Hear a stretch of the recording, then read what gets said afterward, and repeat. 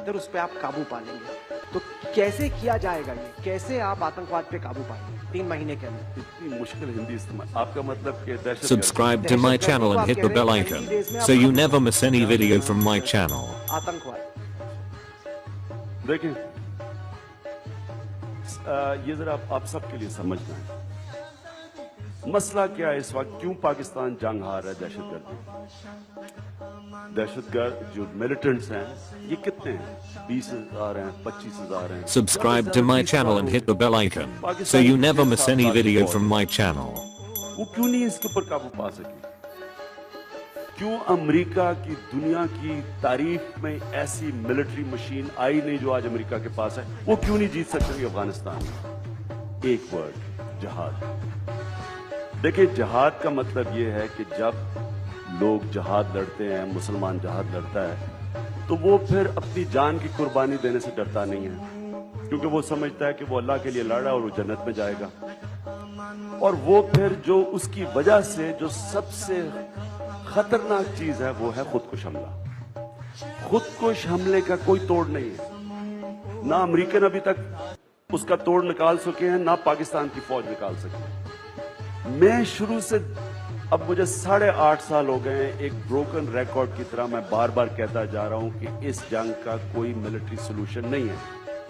उसकी वजह से कहते हैं जी आप तालिबान के हमायती हैं, क्योंकि लोगों को समझ नहीं है कि ये फिनोमेना क्या है। मैं वो पाकिस्तानी हूं जिसने 20 साल पहले किताब लिखी थी अपने कबायली इलाके पे जिसका नाम था वॉरियर रेस। वो किताब में मैंने अंग्रेजों की सारी तारीफ बताई थी, जो 80 साल अंग्रेज इंटरेक्ट करता रहा कबायली इलाके से।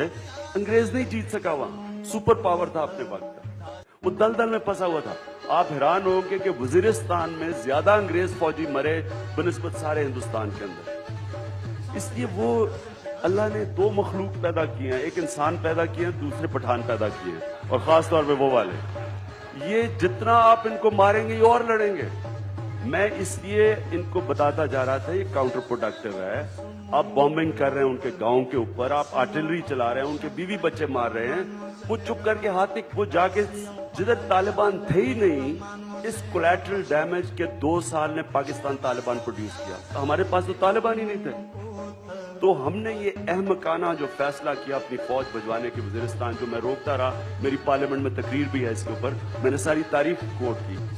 तो हुआ क्या है कि जो मिलिटेंट्स हैं उन्होंने पाकिस्तान की फौज के खिलाफ जिहाद डिक्लेयर कर दी।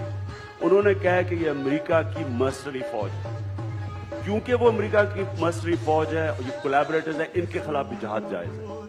जिहाद की वजह से हमारे GHQ के ऊपर खुदकुश हमले हुए, हमारे नेवल बेस पे खुदकुश हमले हुए, हमारे एयर बेस पे खुदकुश हमले हुए, और ये खुदकुश हमला डेविस्टेटिंग होता है। इसको नहीं, इसका जब तक आप जिहाद का नैरेटिव मिलिटेंट से नहीं लेंगे, ये जंग खत्म ही नहीं होनी और पाकिस्तान डूब जाएगा इस जंग में। इसलिए अब मैं हाल आपको बताता हूं। तो तहरीक इंसाफ कैसे इसके ऊपर काबू पाएगी? हम जब पहले दिन इंशाल्लाह जब स्वेरिंग इन होगी तहरीक इंसाफ की प्राइम मिनिस्टर की, तो पहले दिन अनाउंस करेगा कि हम अमेरिका की जंग से डिसएंगेज कर रहे हैं। ना हम अमेरिकन एड चाहते हैं, ना हम ड्रोन अटैक्स चाहते हैं, क्योंकि ड्रोन्स भी उन्हीं लोगों को मारे हैं जिनसे पाकिस्तानी फौज लड़ रही है। तो इसलिए वो नैरेटिव ये कहता है कि जी ये अमेरिका की जंग लड़ रहे हैं और अमेरिका की मर्सनरी फौज है। हम जब डिसएंगेज करेंगे और फिर हम अनाउंस करेंगे जिहाद खत्म, क्योंकि हम अमेरिका की जंग नहीं लड़ रहे। जिस वक्त जिहाद खत्म हुई, हम जंग जीतेंगे कैसे? मैं क्यों कह रहा हूं 90 डेज में? क्योंकि मैं जानता हूं सारे कबायली इलाके को। मैं 1 लाख लोगों को वजीरिस्तान लेके गया, जर्नलिस्ट को लेके गया वजीरिस्तान के लोगों से मिलाने के लिए जो सबसे ज्यादा लड़ने वाले हैं। उनको सिर्फ ये बताने के लिए लेके गया था कि जर्नलिस्ट जब उनसे पूछेंगे कि क्या अगर जिहाद खत्म होगी आप अपने इलाके को वापस ले लेंगे, आपके पास, हमारे पास 8-9 लाख कबाइल के लड़ने वाले लोग हैं, मिलिटेंट्स हैं। सारे जो मिलिटेंट्स हैं वो सिर्फ 20-30 हजार हैं। तो सिंपल मैथ्स है कि जिस वक्त जिहाद खत्म हुई, कबायली इलाके के लोग मुजाहिदीन के खिलाफ नहीं लड़ेंगे। लेकिन जब जिहाद आपने खत्म कर दी, अमेरिका की जंग नहीं है, वो ये हफ्ते के अंदर ये अपनी जमीन को वापस ले लेंगे। और हम जंग तब जीतेंगे जब कबायली इलाके के लोग हमारे साथ आएंगे। अगर हम उनको बमबारी करके उनके औरतें बच्चे मार के उनको उधर धकेलते रहेंगे तो ये जंग कभी खत्म ही नहीं होगी। तो इसलिए मैं जब कहता हूँ 90 डेज, मैं ये कहता हूँ कि डिसंगेज करके जहाद का नैरेटिव खत्म करके हम बड़ी जल्दी जंग जीत जाएंगे।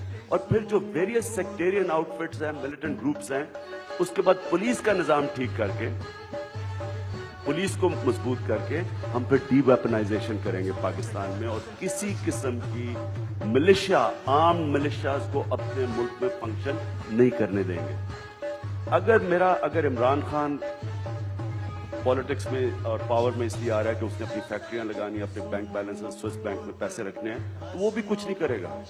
वो अपने आप को पहले रखेगा और मुल्क को आगे बाद में रखेगा। लेकिन अगर हमारी हुकूमत ने ये फैसला किया कि ये हमारे गोल्स हैं, ये हमारे मिशन है, ये हमारी विजन है, और वो प्रायोरिटी लेगी, तो उसमें आपको यकीन दिलाता हूं कि सब फॉलो करें।